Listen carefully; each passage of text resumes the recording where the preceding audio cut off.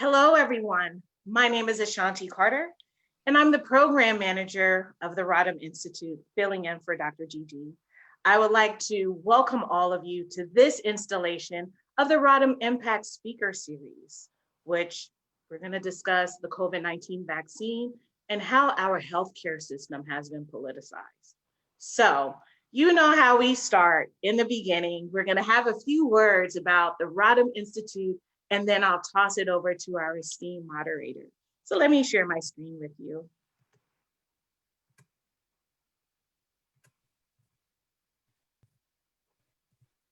Once again, welcome. So stay tuned because next week, boy, oh boy, do we have a conversation for you.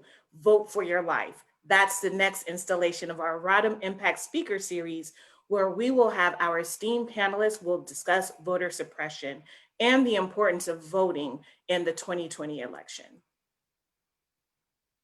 November 10th, we're going to be joined again by Dr. Linton Johnson and Dr. George Kim, who will discuss advanced colorectal cancer treatment and what you should know. So please join us. So a little bit about the Rodham Institute. One, struggle, many fronts. In order to achieve health equity, of course, we need social justice, economic justice, and legal justice. And as you know, in 2013, the Rodham Institute was established by Dr. Jahan El-Bayoumi in honor of the late Dorothy Rodham, mother of Hillary Rodham Clinton, who believed that education, it should be for everyone, and we need social change. And that's how we get health equity.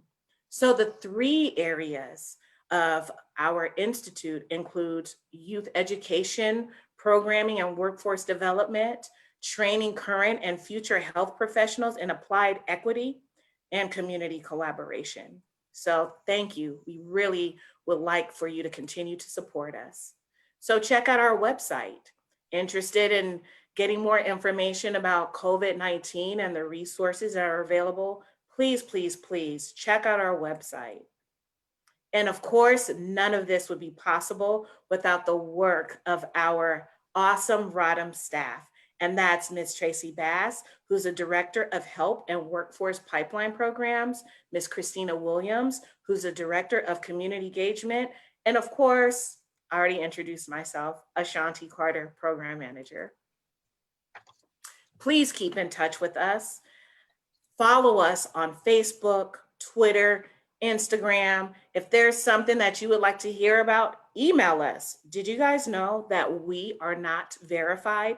Our Facebook page, we do not have the blue check. So we want 3,000 followers in 30 days. So go to @GW Rodham Institute on Facebook and like our page. All right, make us verified. So I would like to introduce to you now our esteemed moderator, Ms. Brittanee Fisher, who graduated from the University of San Francisco with a biology degree. And she graduated also magna cum laude from Charles R. Drew University of Medicine and Sciences with a Master of Science in Biomedical Science. So we are so lucky to have Brittanee as our Rodham intern. So Brittanee, take it away. Well, thank you so much, Ms. Ashanti Carter, for that wonderful introduction. I would like to thank the Rodham Institute for providing me the opportunity to have this wonderful conversation with these amazing panelists. Let's get started and introduce these esteemed panelists. So first, I'd like to start with Dr. Curtis Okamoto. Curtis Okamoto received his PhD in physiology from the University of California, Berkeley, in the laboratory of John G. Fort. He received his postdoctoral training at the University of California, San Francisco in the laboratory of Keith E. Mostov. He is currently an associate professor in the Department of Pharmacology and Pharmaceutical Sciences at USC. Next is Dr. David Diemert. David Diemert is associate professor in the departments of medicine and microbiology, immunology, and tropical medicine at GW. Additionally, he is a clinical director of GW Vaccine Research Unit, GWVRS, which is collaboration between the School of Medicine and Health Sciences and GW MFA at GW. Dr. Diemert is also the co-director of Immunology, Hematology, Inflammation, and Infection book of the Preclinical Medical Student Curriculum. Prior to joining GW, Dr. Diemert worked for 4 years at the Malaria Vaccine Development Branch of the National Institute of Allergy and Infectious Diseases, where he was responsible for conducting clinical trials of the novel malaria vaccines, both in the United States and Mali, West Africa. Dr. Diemert earned his medical degree from the University of Alberta in Edmonton, Canada, and completed residency and fellowship training at McGill University in Montreal. Next is Manya Magnus. Dr. Manya Magnus is a professional, is a professor and associate chair of the Department of Epidemiology at the Milken Institute School of Public Health at George Washington University. Dr. Magnus is co-director of the school MPH program in epidemiology, co-director of the Clinical and Population Science Core of the NIH-funded DC Center for AIDS Research, and the clinical research site leader for GW HIV Prevention Trials Network site. Dr. Magnus received her BA in social psychology from the University of California, San Diego, and her MPH and PhD in epidemiology from Tulane University. She is also a nurse. Dr. Magnus has collaborated on and directed a variety of epidemiological studies, including NIH and CDC-funded randomized controlled clinical trials and observational studies. She applies epidemiological methodology to studies on the local, state, and national levels with a focus on structural barriers to HIV prevention services for highly affected populations. So first and foremost, welcome everyone. I truly appreciate being able to have this conversation with you guys. I look forward to this, and I think we should get started. So first and foremost, let's talk about how does COVID-19 actually enter the cells? I'd like to ask you this question, Dr. Okamoto. So yeah, sure, thank you. So what we know about how COVID-19 or SARS-CoV-2 enters cells is that one of its proteins on the cell on its surface, viral proteins known as the spike protein, binds to a membrane protein, ACE2, which is a very close cousin of angiotensin converting enzyme, the enzyme that is plays a key role in regulating blood pressure throughout our bodies and is part of the renin-angiotensin RAS system. So we think that even though that the receptor, what I should say is that as it binds to the receptor and gets internalized, or this membrane protein gets internalized, that apparently depletes this protein from the cell surface. And that's what leads to some of the untoward effects of COVID-19. And what is thought to happen, although it's not quite clear yet, is that this internalization, this endocytosis of ACE2 could increase angiotensin 2, which exacerbates apparently injury to lung functions or injury to lung cells, which then results in what we know are the common effects or the common fatal effects of COVID-19 infection. And so that's basically what is known about the internalization of COVID-19 into target cells. What is interesting, I found, is that actually, so we have ACE and ACE2, and you would think that the ratio would be important, that perhaps in lung cells you might have a higher amount of ACE2 compared to ACE, regular ACE or ACE1. But it's actually a 1:20 ratio of ACE to ACE2. So it's not, you know, as far as the receptors go, it's not the predominant form of ACE on lung cells, but certainly the small percentage does impact, obviously, the pathogenesis of COVID-19 in lung cells. And interestingly, I was just reading an article that ACE1 to ACE2 ratio in kidney cells is actually 1:1. So it'll be interesting to see whether that has any impact on the pathogenesis of COVID-19. It's not really clear what causes different effects in different people with respect to endocytosis, because I think it is pretty clear that ACE2 is the receptor that the viral protein binds to and allows for it to be internalized into target cells. Thank you so much for that direct answer. Continuing with that, how COVID-19 enters the cells, can we talk about how the Moderna vaccine, mRNA-1273, how effective will this vaccine be against multiple strains of COVID-19? As we know, it's constantly mutating, and the Moderna vaccine is primarily targets the initial Wuhan 1 strain sequence, 614D.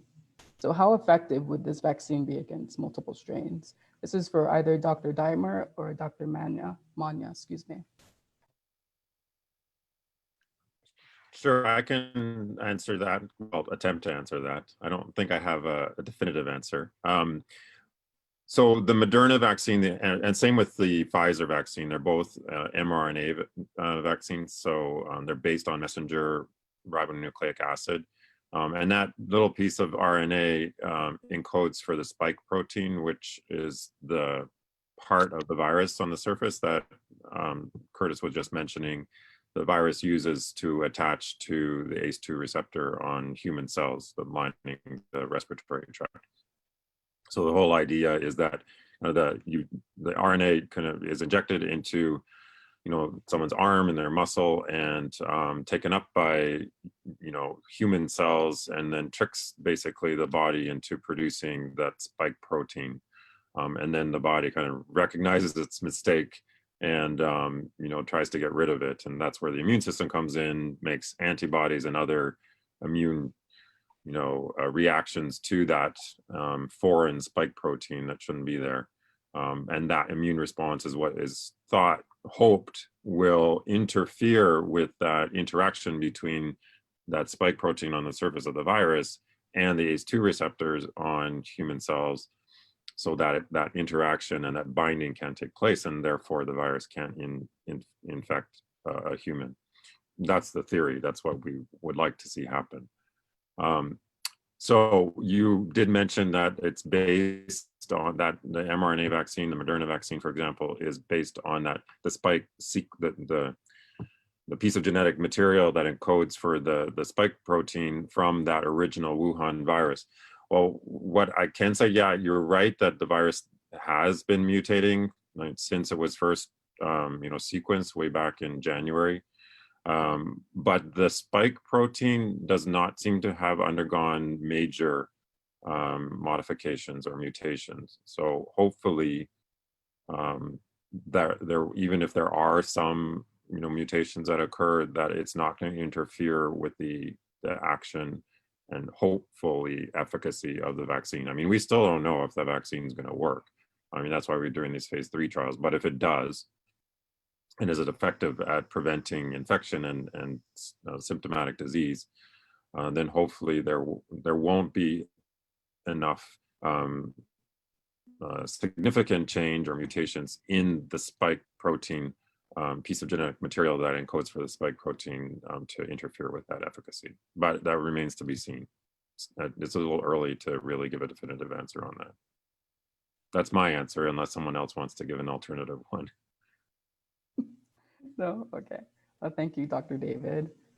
So essentially you're saying we just have to wait, and that the protein, that it's the outer protein of the virus, it hasn't mutated too much. So hopefully the vaccine should be effective against multiple strains, correct? We hope, yes. Okay, thank you. So seeing that based off of Moderna trials, the secondary dose elicited a stronger immune response than the first dose. And the first dose was roughly, obviously smaller, as 25 micrograms versus 100 micrograms. In older individuals, this secondary dose is actually better for their immune response versus the smaller dose. It just wasn't producing as many antibodies.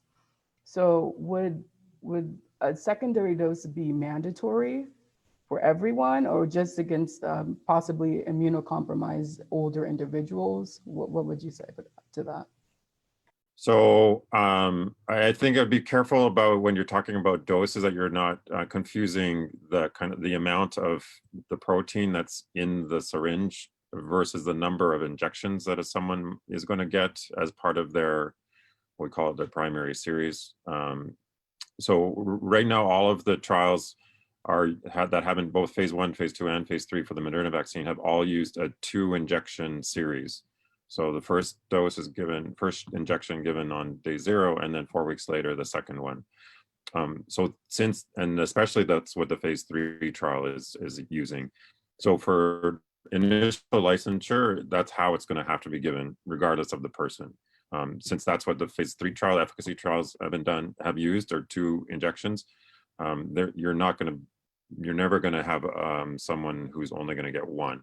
Well, they shouldn't just get 1, because we only will know that 2 work, 2 injections. Now, the dose, the actual amount of the protein that's in the syringe, there's only 1 dose that's currently being tested in the phase 3 trial. So that's what will be licensed. So everyone will get the same regardless, because that's the only one that will have been tested in a phase 3 trial. So that's the only one that we'll be able to say works, if it passes the efficacy test, of course.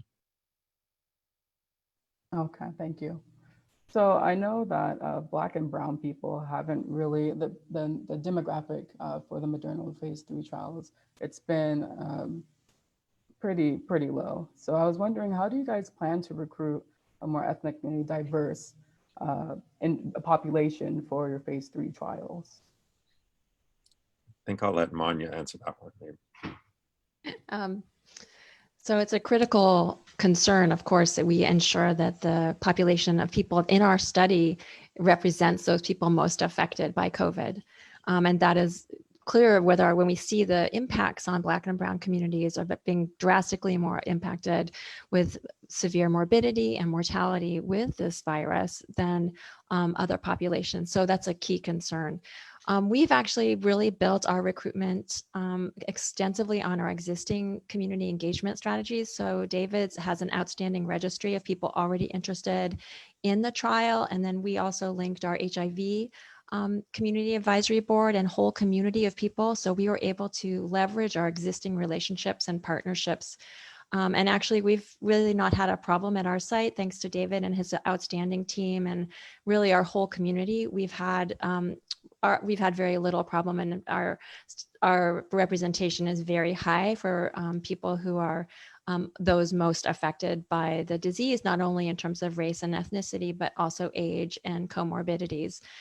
It's a critical concern, but I would say that we're part of the larger network, the Coronavirus Prevention Network, which is NIH funded and leveraged existing clinical trials groups that have been around for a long time. And we also have a lot of experience with community engagement. So I think that's really helped. I think that the whole infrastructure sort of recognized maybe midstream, but early enough to make a change so that the demographics now are much more favorable to a diverse sample than they were at the beginning. And that is critically important. But at our site, really, again, we have a very, very diverse sample. And I think it's not just a credit to the team, but it's really a credit to our existing community outreach efforts that we do this in partnership with the community. And I think that building trust is critical for us and everyone, that, we have to acknowledge a lot of weaknesses in past research infrastructures over the many decades. And so we've really said we're going to talk with people individually as groups and make sure that we can overcome those fears through transparency largely. So it's a key important, it's critically important, and not just for the Moderna trial, but for all of these current vaccine trials. We don't know which one is going to work. We hope we have lots to choose from. There may be many platforms that work for different people and different types of comorbidities, different parts of the world. But it will be critically important that these messages of diversity and representation carry through all of these trials. So I think so far it's really been a great effort. I'm really proud to have been a part of this recruitment, and we're almost at the end for our site on this trial. But it's been really great to partner with David and his team and getting this group together. Okay. So I just had a question. You started talking about essentially town gown relationships, gathering people from the community and local colleges to have, I guess you could say, encourage them to become a part of the trials. So how exactly are you easing the anxiety of just participating for Black and Brown communities? We could look at the Tuskegee experiments. We can look at recently, women in ICE detention centers have been sterilized. So how exactly do you plan to ease that sort of anxiety that's building within these communities to want to join these clinical trials? Well, I could say something from the sort of the epidemiology point of view, and then maybe others will have something else to add, I'm sure. But I think a lot of the lessons learned, I mean, this morning I woke up and I thought, why am I even talking about COVID? I don't know anything about COVID. Everyone else has been doing these for decades. And then I'm like, wait, no, it just happened. So we're all new to this. But I think we all bring our existing strategies and knowledge bases to this question. So for me, my work is in HIV, which has many of the same concerns. Many very serious issues with participation in research that we still face. It's not just, before, we face them now when we enroll really participants that have had many threats to their own individual health. They have threats on the public health level. They have structural barriers to care. There's systemic racism. There's so many biases and stigmas against people, not just for research, but for care in general, that we have to accept those, whether we're dealing with HIV, whether we're dealing with COVID, whether we're trying to give flu shots, whether we're trying to give diabetes or asthma care. These structural barriers and resistances to participate in research are consistent across them, and they come from the same origin of real reasons why people can't trust infrastructure. So I think that we really have to be transparent and really acknowledging these past harms, which are harms, and it's up to us as researchers to acknowledge them and make sure we talk about them and we give channels for people to talk about them. We don't just to wrap up, but we don't go to colleges or communities and say, give up all your fears and come join us. We talk with people, we consent them, we work with them, we listen to them. In our HIV work, we have just constant conversations because we have to do research with people, not on people. And that's a first step. But I'm sure Curtis and David probably have more to say. Sorry, go ahead, Curtis. Oh, I wasn't, I really don't have a lot to add because being on the basic science side of things, I stayed holed up in my laboratory, as Brittanee knows, and don't get out much. So I try to. Anyways, I think, I will comment. I do think representation is very important. And it sounds like your group is taking due diligence to ensure that you're getting as wide of a population as possible, because obviously we're in a pandemic and all manners of people are going to be affected. So, it behooves certainly the trial sessions to be able to be as inclusive as possible, notwithstanding the barriers that were mentioned. I think they're significant. I would just add that, I've been doing clinical trials, specifically vaccine trials for investigational vaccines for about 20 years. And I've spent a lot of time working on developing vaccines for tropical infections and working in quite resource limited areas and rural parts of South America and Africa where people don't have high levels of health literacy to begin with. So for me, having a successful phase 1, phase 2, phase 3 investigational vaccine trial is all about building relationships and maintaining relationships.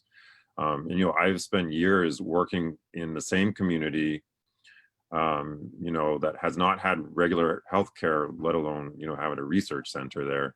And it takes time, and you have to take the time to explain what you're doing over and over, answer questions, respond to fears and anxieties. And, that's all you can really do, and not not just go in, do a study and leave. You know, it's all about building relationships and keeping those with the community. And I don't have a long history of doing big trials here in DC. I've done mainly small phase 1 trials.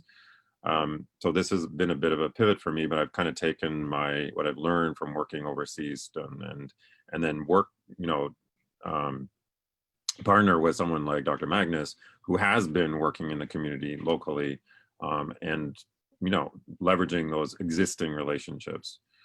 We've also been really lucky, I think, to have, well, I think it's because of what I just said, but we've managed to enroll quite early on in our trial individuals who then went out and served as kind of ambassadors, both in the local media and then also, you know, with their friends and family and so on, to, you know, respond to their, and that, you know, does way more than, say, us going and trying to convince people or explain things to people, is to actually have people in the study who have already volunteered and then have them go. And I mean, we're not paying them to do it or anything. They're doing it of their own accord, but it's been really, I think, a very positive thing that's helped our study meet its goals.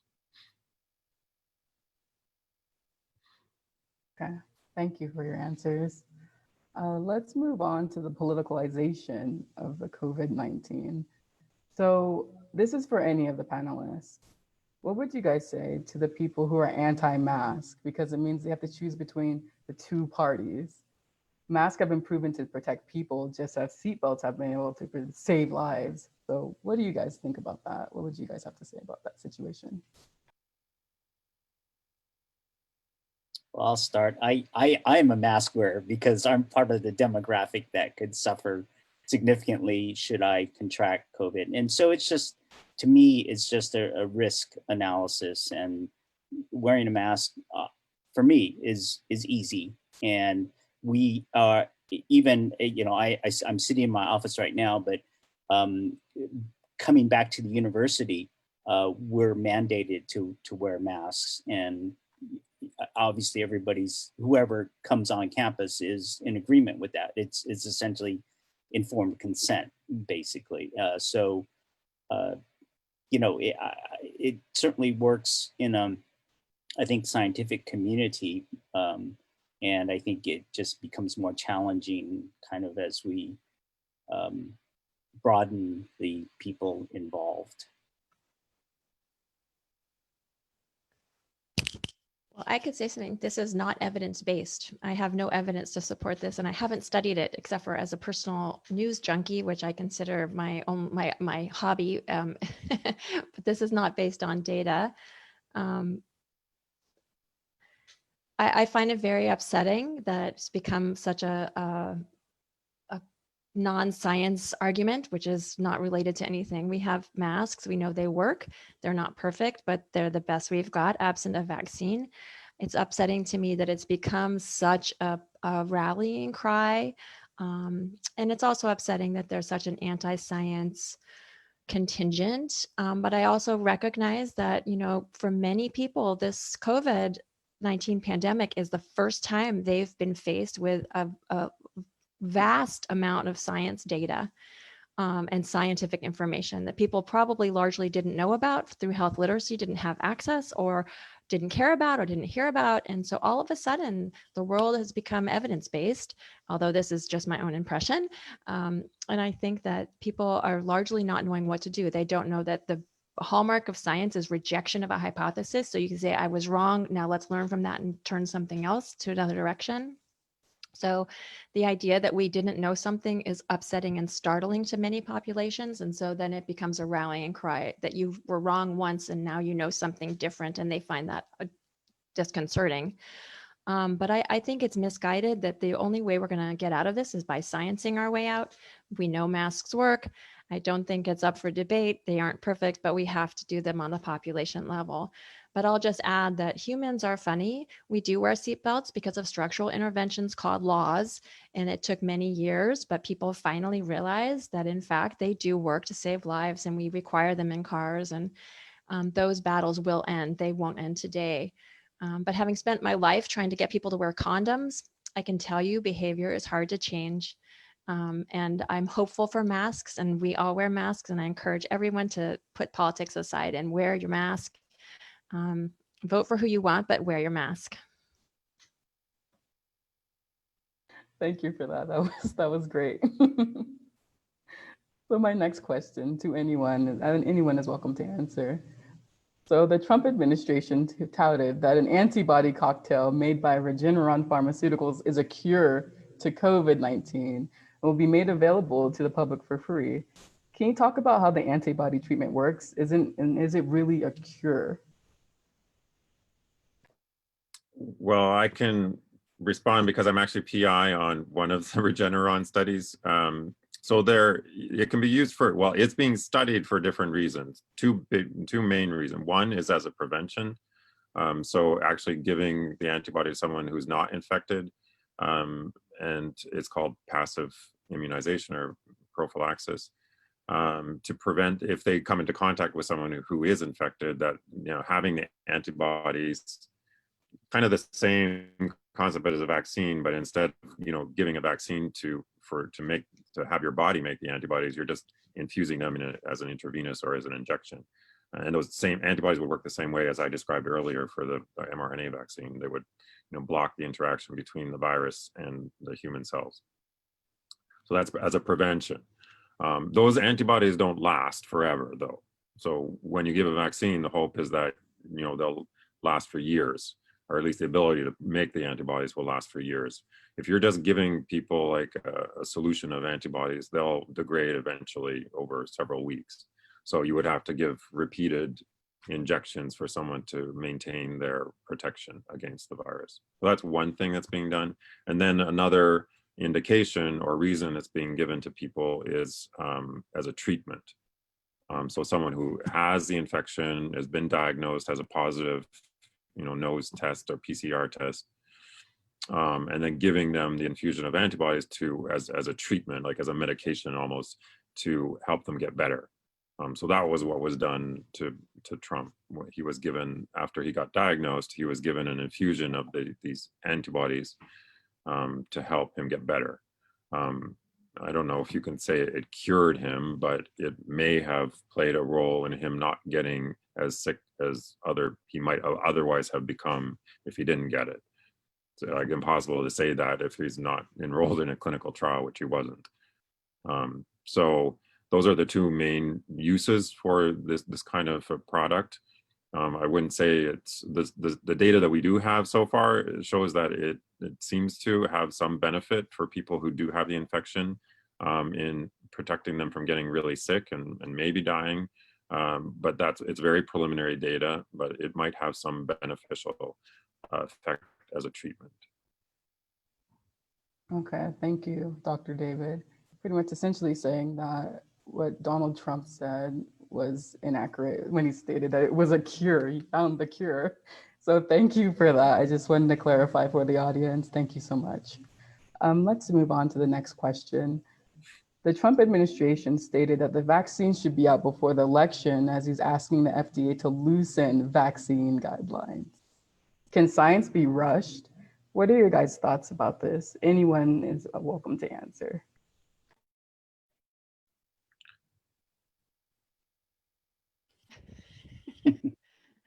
Well, I can talk about some clinical trials designs and just highlight that science can't really be rushed because events can't be rushed. The study designs are set up to assess what happens when a certain number of events, and if those events happened quicker, you could get a quicker answer, and if they take a longer time, you could take a longer time. I've worked on clinical trials with HIV on the site level, and we've had several trials that were closed early because we did find amazing answers. And it's amazing when science tells you, hey, this is great, it works, let's stop the trial and give it to everybody. And sometimes you find the opposite. They say, we're stopping the trial because we found it doesn't work and we'll never see that it works. And sometimes they say it's taking longer than we thought because you just cannot accrue events quickly enough. So for these vaccine trials, in terms of the clinical trials design, we have to wait till a certain number of events accrue, and that cannot be rushed. In terms of the guidelines, I'm very excited that the more stringent we make the guidelines to ensure that they are ethical and accurate and allow time and room for science to do its work, we have to allow that to occur, that's what we have to do. The virus doesn't really care about the election. It doesn't care about anybody's timeline. It will happen on the population level as it happens. And it's up to us to ensure we do the trials as best as we can with safe, attention to safety and guidelines and ethics and care for the population of people in them. So that's my 2 cents from the clinical trials perspective. Thank you for that, Dr. Manya. Would anyone else like to say anything? I mean, I would just add that, it's not going to happen before the election. I mean, it's only 2 weeks away.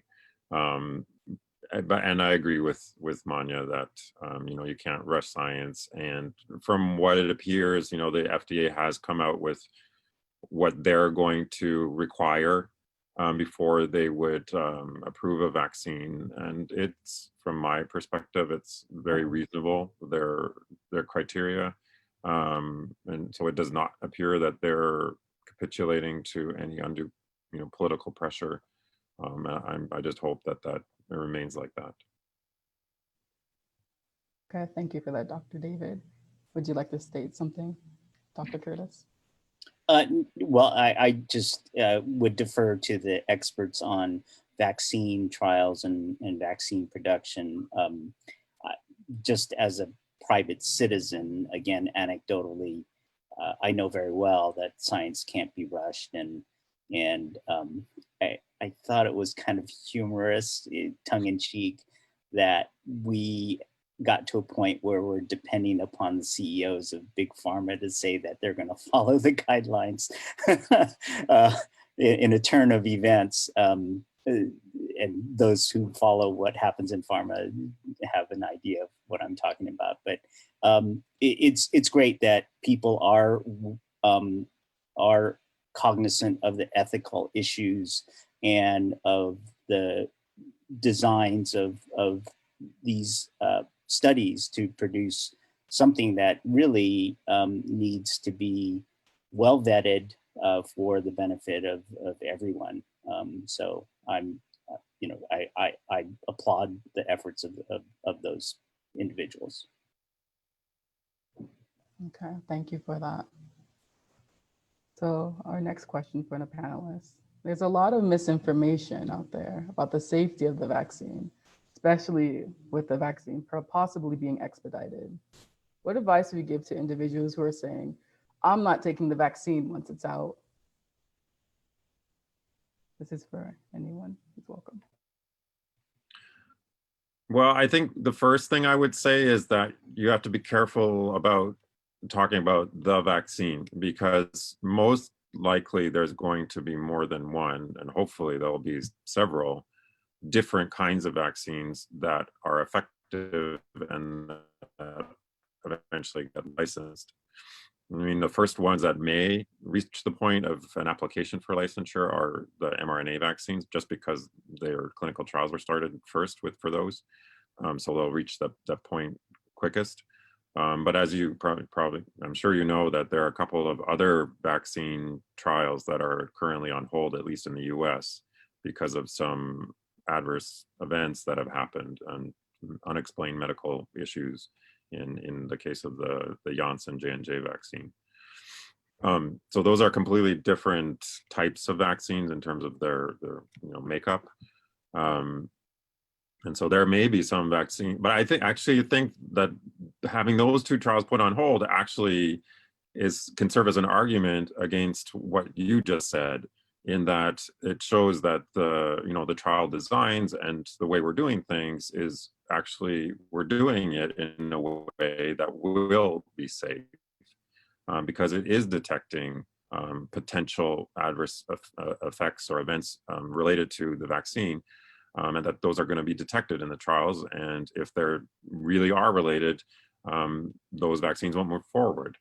So that the ones that are eventually licensed, we can say, we did these very huge studies, and we can tell you that of all of the carefully recorded adverse effects that were noted, that they're reasonable and well tolerated and didn't result in major health issues. So I think it's actually a good sign that these trials have been put on hold, at least temporarily, to evaluate what happened in these particular cases. And if it, if it ends up that they're not related, well, then it showed that the system works and that we're not cutting corners by doing these big trials, multiple big trials at the same time. So as a follow-up question, once, let's say, multiple vaccines come out, how long does it generally take to collect data on possible side effects that maybe weren't tested for?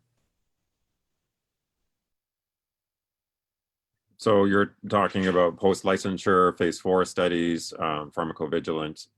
So, there's no real end date for those. They're usually years. But again, and those really are meant to detect very rare adverse effects of vaccine. So for example, with the very first rotavirus vaccine that was ever licensed, that's how the cases of intussusception, an intestinal issue in kids was discovered. But again, that was only like 1 in a million doses or something like that. It was very, very rare. So that's going to take time to be able to detect. So it depends how many people get vaccinated over what time period, but in general, they go on for several years after a vaccine is licensed. Okay, I see. Thank you, Dr. David. Dr. just- Manya, go ahead. I sort of going back to that first question, I think it's a really interesting time because on the one hand, we have this massive politicization of just, we're going to have a vaccine out by the election, which we don't think will happen, very unlikely. So we have a lot of people now who don't trust the vaccine development process, or they don't trust the science. But now we also have the confluence of events with people who were traditionally anti-vaxxers and had vaccine mistrust. And we also have a large segment of the United States population, and I'm sure it's true globally, who just can't access vaccines. So if you look at a standard flu season, the regular flu, the influenza vaccine is good at preventing the flu, and it also helps reduce the symptoms if you get the flu, but very few people take it relative to who could take it. So we now see, I think, an interesting situation where if we get a vaccine, we're going to be very happy and lucky, and we hope to get a vaccine. And yet we have new segments of the society who can't access it or won't access it. So I think it's going to be a big job. It's not just that when we get a vaccine tomorrow, everything's fine. We still have to wear masks. We still have to socially distance. We still have to have the structural barriers to getting the disease. We have to help people get the vaccine, and we have to overcome this incredible vaccine hesitancy that's built up in so many quarters. And I think that's going to be the next job. And I think that's going to be the harder job. And I don't think that's going to happen overnight. So I get worried when everybody says, we have a vaccine and everything will be fine. It's unlikely to be true. And we also aren't likely to have a vaccine that's 100% preventive. So I think it's an interesting situation we're in, where COVID is going to affect our lives in lots of ways. But the quicker we can reduce how political it's become and say, let's give people the vaccine who can benefit, let's give them the specific vaccine that will help them, and get it to everyone who needs it, I think we'll be in a better position. But I do worry about the expectations for the vaccine as political, and also our ability to get rid of these politicizations within the vaccine implementation programs down the road. It's kind of a worry. Thank you, Dr. Manya. Oh, sorry, Brittany. I'll just add to that with the collision of the COVID-19 and then the flu season coming up, that's going to add another layer of complexity to all that we're being asked to do to ensure, public safety, public health. It gets complicated. Thank you. We actually have a question in the chat. I'd like to read it for you guys.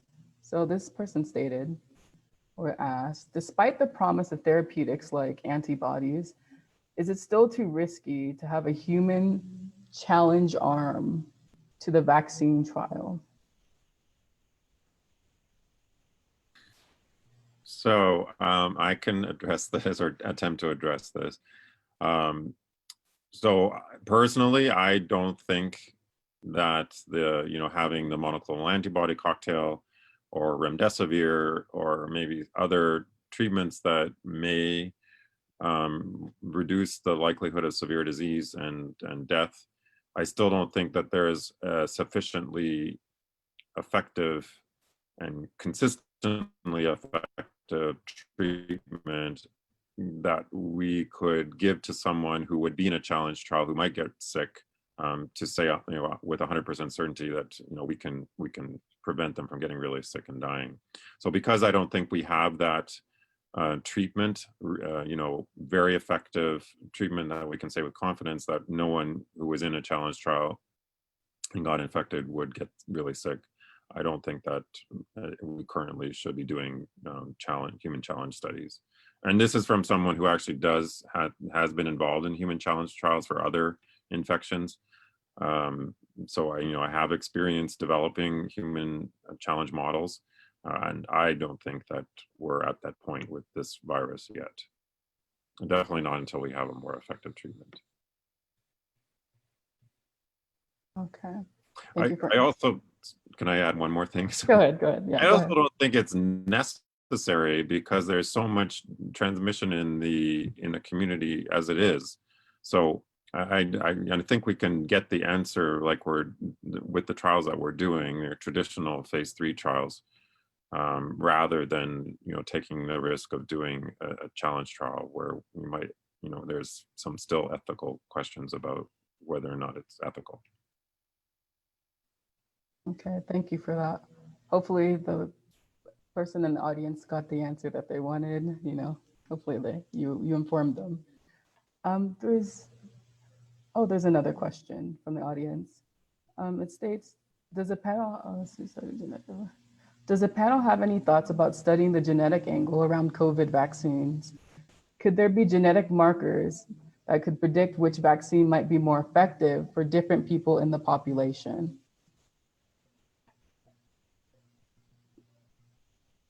Would anyone like to answer this? I think it depends on the trial and whether or not that's being done. I mean, I don't think it's an unreasonable thing to look at. I know it's not one of the primary endpoints or secondary endpoints for the Moderna study. I'm sure they looked at things like that in the phase 1 and 2, probably the phase 2 trial. I just don't know the results for that. And those studies are quite expensive to do, so you wouldn't be able to do them in a 30,000 person trial. But it is something more feasible that, say, in a phase 2 trial. I would think, I don't know for sure, but I would think that they at least studied that in a subset of the people in the earlier studies. I would say link between genetic markers and an antibody response, for example. Thank you. Hopefully they also got the information that they needed. Thank you, Dr. David. So we're moving on to our, sorry, there's one more question, looks like. So it states, let's see, can you discuss the potential cost of delivering the vaccine to the large percentage of the population who are uninsured? Will the vaccine be available to them or only to the uninsured?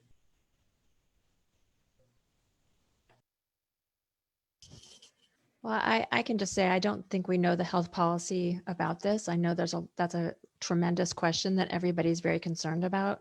I would hope that it's made free of charge to everyone who needs it, everyone who's at risk.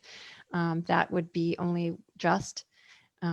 So from a pure, should that happen? Absolutely.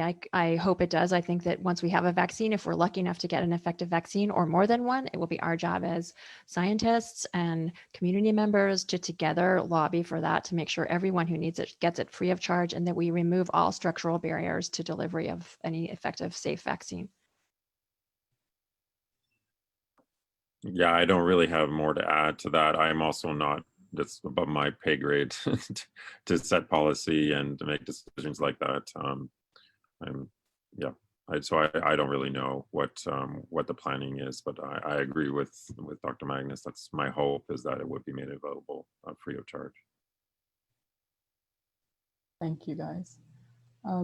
So what would you guys have to say about the concept of herd immunity for those in the audience you aren't aware of what that is, what implications does it have to the vaccine?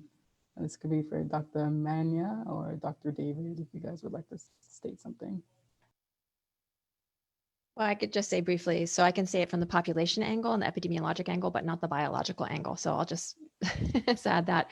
The idea of herd immunity conferred by vaccines is very possible. We do see that with a lot of effective vaccines throughout the years, that many things have become eliminated or eradicated. Smallpox is a great example, because we get enough people in the community, so there's no community-wide transmission. It cannot be spread because enough of the people have had it and are fully immune. My understanding is twofold about this, but David and Curtis, of course, are probably more expert to answer this. But we first of all, we're not even nearly approaching that level of immunity, natural immunity. Without a vaccine, we're unlikely to have herd immunity. And secondly, I don't think, to my understanding at least, that enough is known about the durability of any immune response. So it only really would be effective if we knew once you have the disease, you would never get it again. But since we don't know that at that point, and we do think you can have reinfection to this novel coronavirus, it seems a very poor strategy to think herd immunity is a great idea, unless it's herd immunity because we have vaccinated everybody very effectively with a great vaccine. But David and Curtis should talk about the biology, which I'm not able to speak to. Spot on. Thank you. Yeah, I would just say it's actually, I don't really think that the biology has much to do with it. It's mostly what you just explained, Manya. And you know, what's currently in the news about just letting the virus run its course and so that enough people get infected, you know, generally depends on what organism you're talking about, but it's generally, you know, 60 to 70% of the population would have to get infected. And as Dr. Magnus just said, that infection would have to confer, you know, immunity that lasted and protection that lasts for a long time, which we don't know yet. And for COVID, and we, you know, just recently have been seeing cases of reinfection, so it might not last long at all. And to get to that point, though, of 60, 70, maybe even higher percent of the entire population infected, would result in a lot of people dying and a lot of people getting really sick, and an absolutely astronomical burden on the healthcare system. So we would try instead to get herd immunity by inducing it with a vaccine that's effective, which hopefully that's what we'll eventually do. I completely agree with those remarks, Dr. David. There's another question from the audience. Assuming a long-term vaccine is not found, what direction will the medical community go in?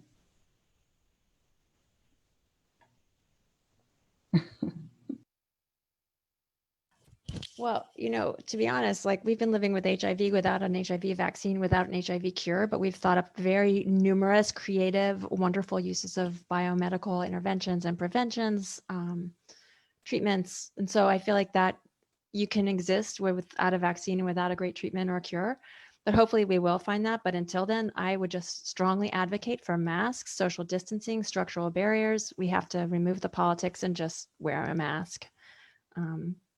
That's what we have, so we should leverage that. Okay, thank you, Dr. Manya. This will be our final question from the audience. It states, is it possible to get the flu and COVID-19 at the same time, or does one nullify the other? Yes, you can get both, and no, one does not nullify the other. That's the simple answer. Thank you for that, Dr. David. So let's move on to the final question for the panelists. A lot of people are experiencing quarantine fatigue and are desperately waiting for a COVID-19 vaccine. What advice would you give to people to combat quarantine fatigue? This is for any of the panelists.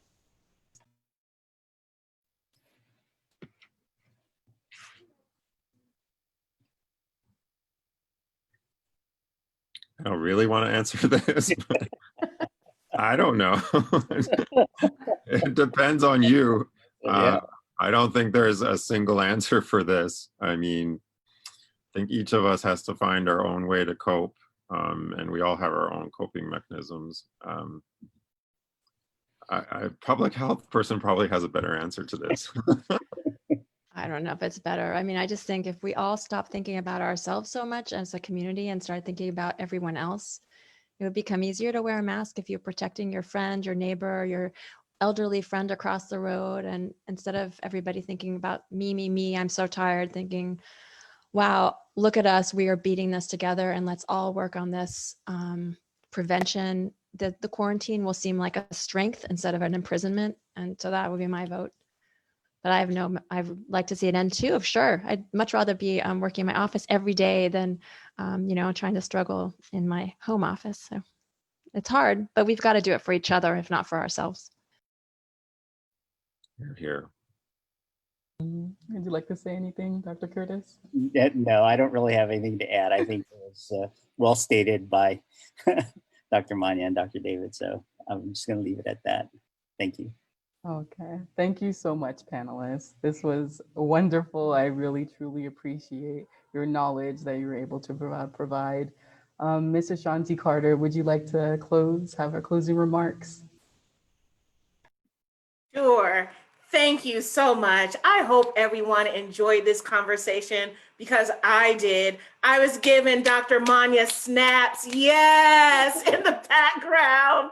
And Dr. David, Dr. Curtis, you guys were incredible. So tune in for next time and let's give our panelists a hand and our moderator. Thank you, thank you, thank you. And we'll see you next time. Thank you, everybody. Oh yeah, one more thing. Get your flu vaccine and also you need to vote. All right. Take care, everybody. Bye-bye. Bye. Bye. Thank you. Bye.